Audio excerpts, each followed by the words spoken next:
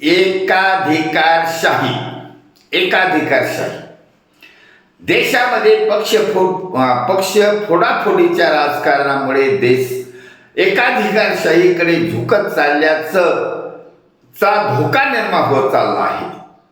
हा धोका फार खतरनाक आहे. हा लोकशाहीला धोका आहे. कारण एकाधिकारशाही म्हणजे जवळजवळ निम्मी हुकुमशाही होईल. त्यासाठी आम समाजातील नागरिकांना जागृत केले आहे की सैनिक समाज पार्टीने हा धोका येण्याचं टाळण्यासाठी रोखण्यासाठी पुढे पाऊल टाकलं आहे.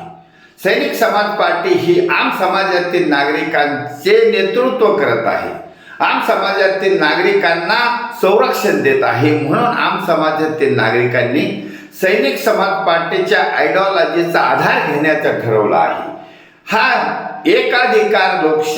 एकाधिकारशाही थांबवणं गरजेचं आहे, जेणेकरून या देशामध्ये एकाधिकार येणार नाही.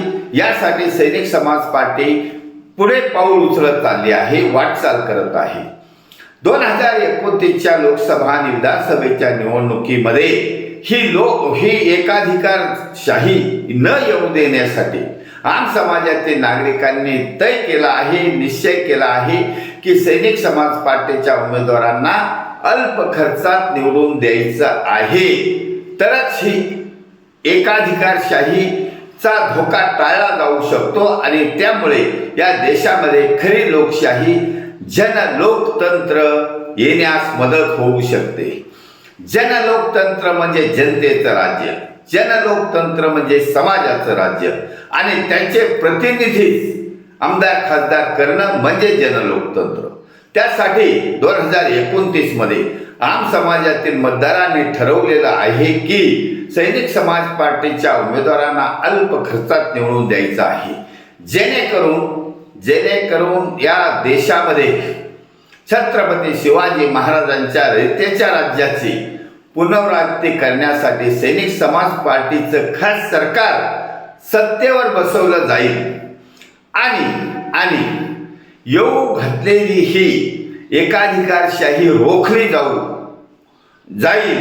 त्यासाठी समाजाने सैनिक समाज पार्टीच्या आयडिओलॉजीला जोडण्याचा धडाका लावला आहे, जोडण्याचा सपाटा लावला आहे. तरच या देशामध्ये जनलोकतंत्र येईल आणि देशामध्ये छत्रपती शिवाजी महाराजांच्या रयतेच्या राज्याची पुनरावृत्ती होईल आणि राजा हरिश्चंद्राच्या सत्तेच्या राज्याची पुनरावृत्ती होईल. तरच हा समाज सुरक्षित राहील. म्हणून एकाधिकारशाहीचा धिक्कार करायचा आहे, एकाधिकारशाही येऊ द्यायची नाही. त्यासाठी सैनिक समाज पार्टीच्या व्यासपीठावर आम समाजातील क्वालिफाईड आणि इम्तियाज नागरिकांनी येण्याचा दृढ निश्चय केलेला आहे. त्यासाठी या सज्जन समाजाचे धन्यवाद. भारत वर्ष की जय. छत्रपती शिवाजी महाराज की जय. सैनिक समाज पार्टीचा विजय असो.